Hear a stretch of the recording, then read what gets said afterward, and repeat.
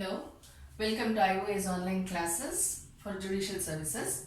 Yesterday we were dealing with the section 11. We stopped with that section 11 of Indian Evidence Act, which talks about facts which are not otherwise relevant become relevant.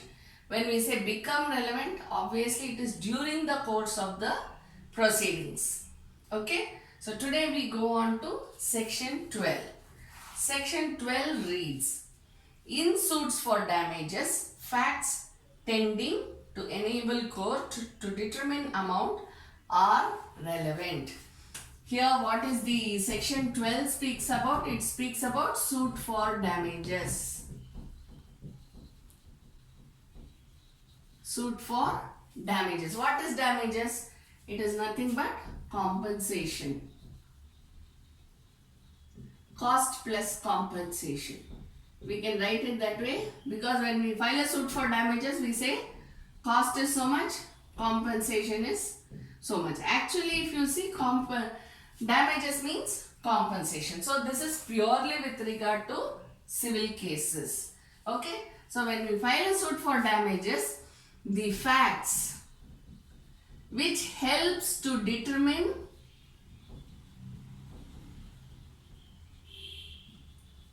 the damages amount, how much should be paid as damages, how much. So what does the facts do? It helps the court to determine how much should be the damages amount which is given to the party who is claiming the damages. Okay, best example as far as I know would be the MVC case, motor vehicle case, MVC case. Okay, where there may be an accident, a very severe accident, or maybe a minor accident, or a hit and run case, anything. You all know that there is a criminal proceeding for all that. Apart from that, where compensation has to be claimed, okay, where insurance has to be claimed, then we file an MVC case too. Okay, so in this MVC case, what happens? Here we say, suppose a person has met with an accident and he has got grievous hurt, injury on the right leg. Say for example, there was a fracture or something like that which has led to an operation. He says, please give me the cost of the operation. Please give me the cost of the operation, cost of hospital charges, medicines, right? And then if his livelihood has been affected, that may be, not always. All those costs will be taken up looking at the hospital bills and the medicine bills and all those things, okay? So apart from that, what will be the compensation? Compensation usually we measure with the measure of injury.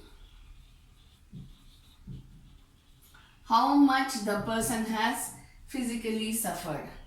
And then comes the mental agony. So physical agony and mental agony. Okay, so physical agony and mental agony. Of course, this damages, what we are speaking about is the discretionary power of the court. Am I right? The court has to give damages in certain cases. But how much should be given depends upon the court, looking upon the facts of the case.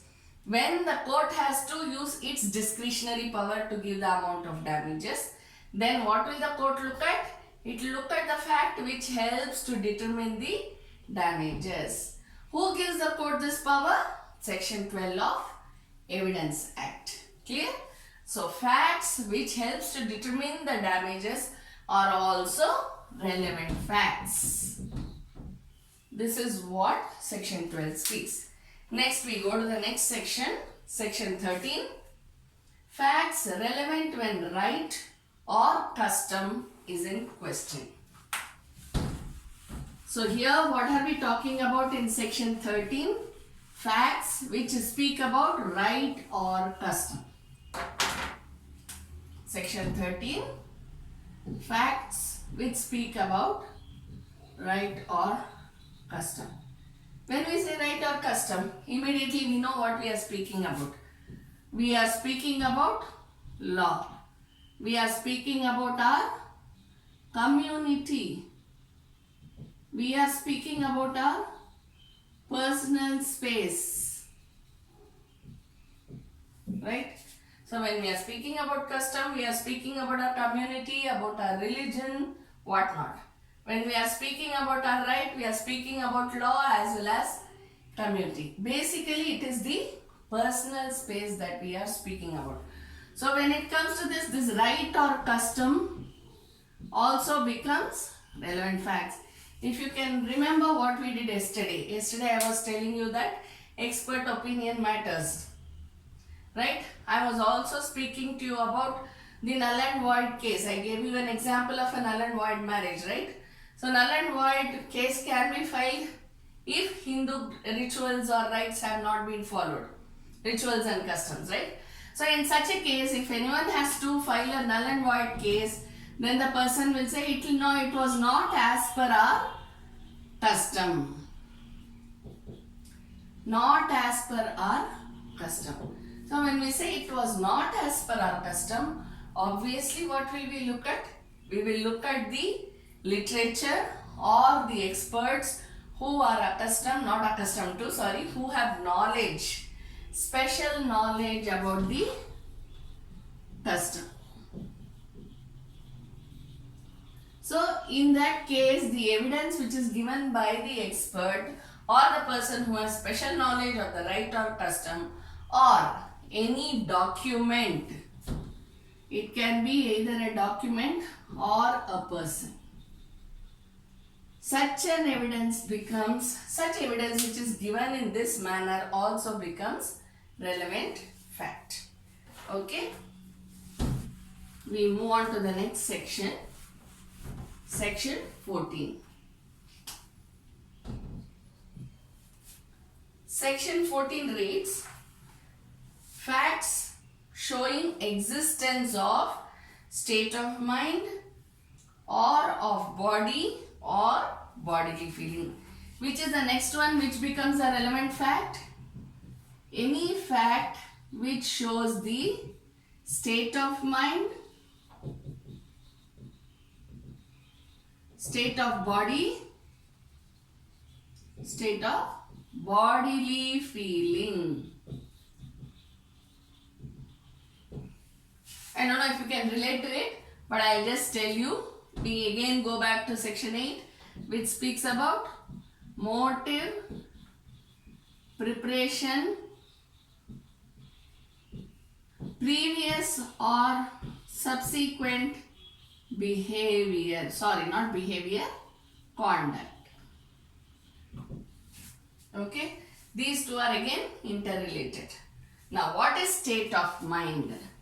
What is state of mind? One, it can be known as sane, insane. That is one state of mind. Okay, next, which is the next one? Emotion. What is the emotion that is going on in the mind? Right? So, sane, insane. Why should we know sane or insane? Because any act which is done by an insane person is not taken up as a case at all by the court, either by the civil court or by the criminal court. Any act which is done by the insane person is not at all considered. Right? Even in Contract Act we know it, right? So the same thing applies to all the laws. So we have to first know whether the person is in a sane state of mind or insane state of mind. Next, you have to know the emotions. See, if you have gone through the will, document of will, you will know I am in perfect mental and physical health. Why do you talk about mental and physical health in a will? To know the state of mind in which the person wrote the will, bequeathing his own properties to somebody else. It can be his own people or someone else. But we should know that the person has been in good state of mind. Therefore, otherwise if it is written by an insane person or by a bedridden person or a person in coma, can you consider it as a valid will? No. Therefore, state of mind you should know whether the person is sane or insane. First point. Second point, when it comes to cases, especially criminal cases. Civil cases, again let me remind you, we look at only the acts, not the intention. Whereas in criminal case, we look at the intention. So here what happens? The emotion which is running through in the mind. When we read the IPC, what do we see there? Mainly criminal intention, mala fide intention, mens rea, am I right? Apart from that, what do you see over there? Murder and culpable homicide is a superb example for this. Murder is a killing which happens out of sudden emotional outburst. Grave provocation which results in sudden emotional outburst. Because of which the person who is suffering that emotion kills the other person. That becomes murder. Culpable is when there is a plan, preparation, all that. Right? So when we are talking about this emotion, again state of mind. So in order to know whether the person is of good mind, good state of mind, you should know this. Then we go to the state of body. State of body says what? Obviously, good physical health or no.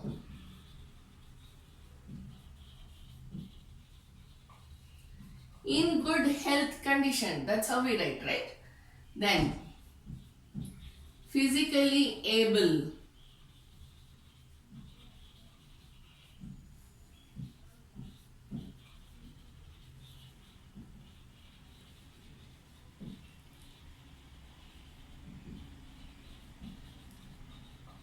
I shouldn't be using this word handicapped because nowadays we call them as special persons. Okay, but for you to understand what exactly I am driving at, I am writing this. Okay, so please don't take offense. I am just writing it for clarification. So when you are talking about state of mind, state of body, the person should be in good physical health. Physically able. See, being in good health is different from physically able. Able means what? You can do so many things. Someone who is in good health condition may be able to do certain things, may not be able to do certain things. Right? So all of us are in good health. But can we lift a 100 kg weight just like that? No. There are certain people who are physically able enough to lift a 100 kg weight. That's what I mean, the difference between good health condition and physically able. Then physically handicapped. Anyone whose limbs are not in perfect order. Not necessarily that they don't have a hand or they don't have a leg, not like that. But it is not in good condition. A lame person or someone like that, So those people are coming under physically handicapped. So state of body, you should know all this. Plus you can look at people who are in bedridden conditions, who are unable to run. I know of there was a petty case of a theft where an old man who was frail, who was very thin, who was very old, who couldn't walk properly, he was held for theft. This is a very long backstory. He was held for theft and the prosecution, the complainant actually told that he is the one who robbed him. So when the judge inquired, he said, I am unable to walk. The accused reply was, I am unable to walk. How can you see me running with a wallet 10 days back? It is not possible. Why? Because physically able. He is not physically handicapped, mind you. But he is not physically able to run. Even though he is in good health condition, he is not physically handicapped, but he was not physically able to run because he was a frail old man who could not run. Understand? So that is how you have to look at state of body. These are all very important when you are dealing with cases. If you are looking at rioting, if you are looking at murder, culpable homicide, theft, robbery, any offense you take up, you must know what is this. Then state of bodily feeling. How does this bodily feeling occur? Obviously out of the state of mind.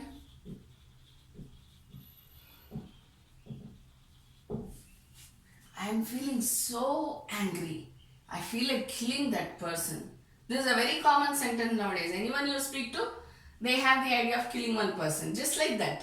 Nobody literally goes and kills anyone. So I am so angry that I feel like killing that person. State of bodily feeling. What is that emotion? What is the reaction that the emotion is reacting? How it is reacting to the emotion, how the body is reacting to the emotion is what is known as bodily feeling. So when you are dealing with a case, it may either be state of mind and state of body, or it may be state of mind, state of body and bodily feeling, or it may just be state of body and bodily feeling. Anything. But everything accrues out of state of mind. Okay. So with this we close section 13. We go on to the next section. I'm sorry, this is section 14. So we go on to the next section. Section 15. Facts bearing on question whether act was accidental or incidental. Acts bearing on whether an act was accidental or incidental. So what you have to think about here, whether the act, underline the word act, accidental, incidental. So what we are concentrating upon? We are concentrating upon the action of the person. Whether it was accidental. Accidental means what? By mistake. Am I right? It was accidental. That is by mistake. Or incidental. Whether it was related to something else.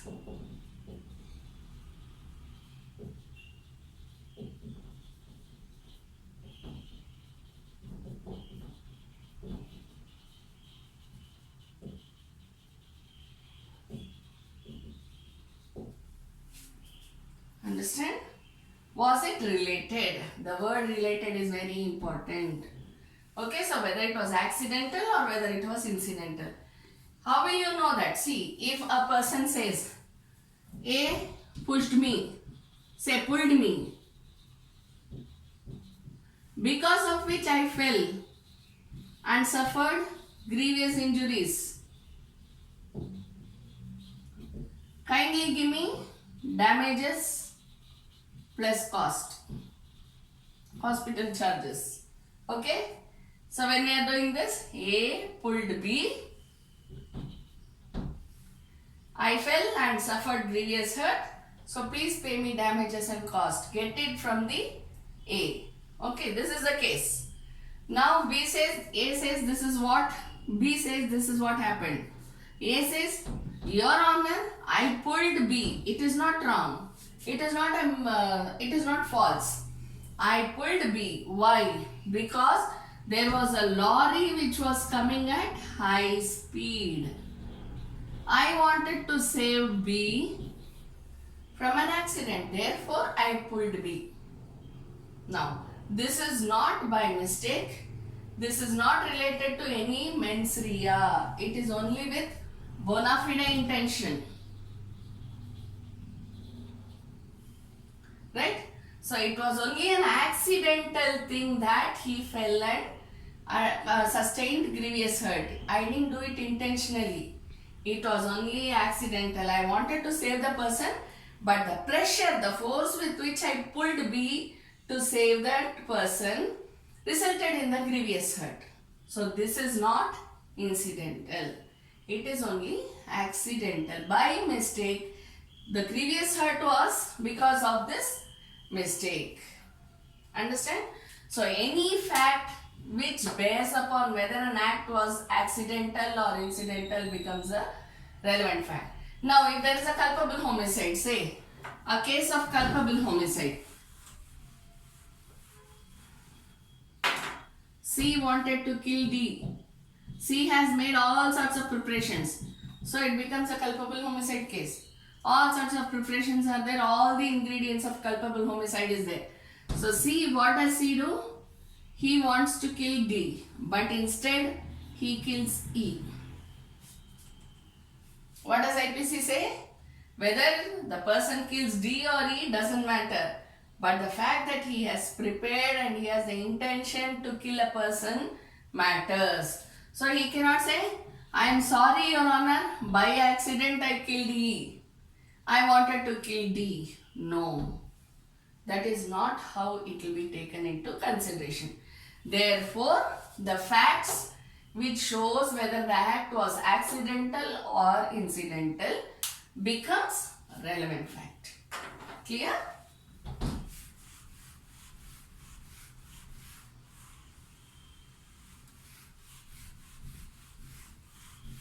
We go to the next section. Section 16. Evidence of course of business when relevant. Evidence of course of business when relevant.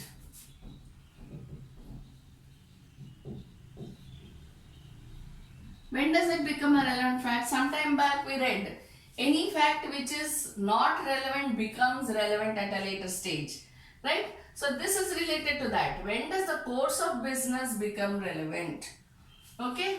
See, for example, if there is a loan, repayment has not been made by a company.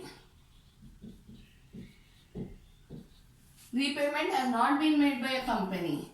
So what does the bank do? The bank files a case against the company.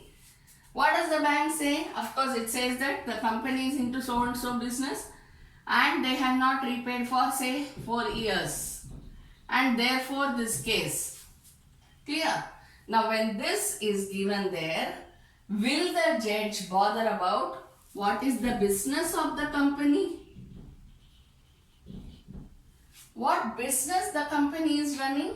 What is the nature of business? Will the judge concentrate on the nature of business? No. What will the judge concentrate upon? The account statement, the profit and loss, turnover, like that. More than that, whether the repayment was done or not, that's all the court will look at. Other than that, the court need not bother about anything. See, whether there is profit or loss, whether statement of accounts has been maintained, all these things comes under Companies Act. So in that case, the court need not bother about that. What the court has to bother about? Whether repayment was made, if not, why it was not made. That's it. Okay? And then, if the court has to talk about the business, nature of business, say for example, sir, I was running so and so business, it went into a loss. Therefore, I was unable to pay. Then the court will look at what is the business.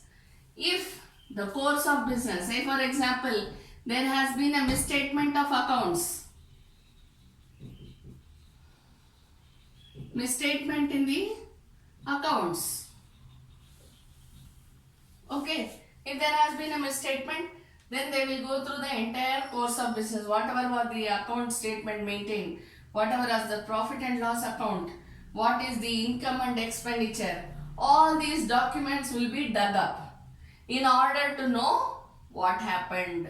When did this mistake happen? I'm sorry, when did this misstatement happen? How it happened? Who made it? All these things will crop up. Then the court will look at the course of business as a course of business, in the course of business. Understand, if there has been a fraud or something, for example, the company is registered for one particular business, but the company conducts another business illegally. Okay? Then the company is caught for this illegal business. Then also this course of business, how it happened, will crop up. Understand? So when we are talking about course of business, it is in the course of business. Usually it deals with the accounts.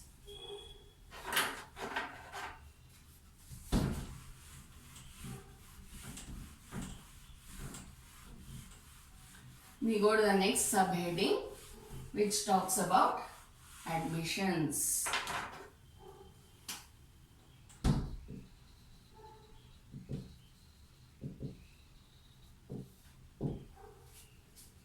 What do you mean by an admission? Okay. What is an admission? Anything which is oral or documentary relevant to the facts in issue and or relevant facts. Any statement which is oral and or documentary. And oblique or. See, and oblique or is very important in law. Please don't miss it when writing the mains exam. Because law gives you two phases. You know it very well. So it can be either oral and documentary evidence or oral or documentary evidence. Not only for this sentence, for all the other sentences as well. Please think and then write. Okay. Wherever necessary you should know and oblique or you should use it. Clear? So what is an admission? It's a statement either oral and or documentary which is relevant to the facts in issue and or relevant facts. Who can make it? Anybody. Who is that anybody? Parties, witnesses, experts. Thank you.